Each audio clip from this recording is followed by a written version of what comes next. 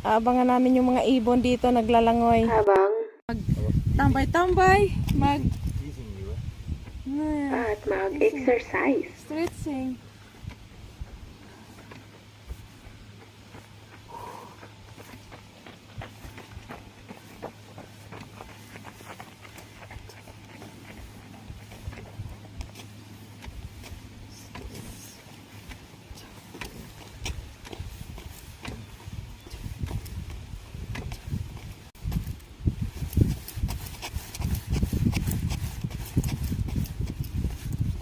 At kaya naman malinis ang lugar na ito dahil kahit saan mayroong basurahan.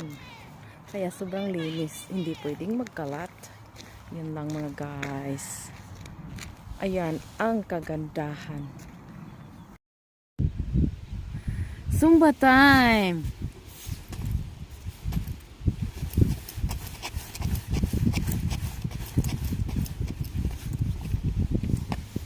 Yun lang mga guys. Thank you for watching.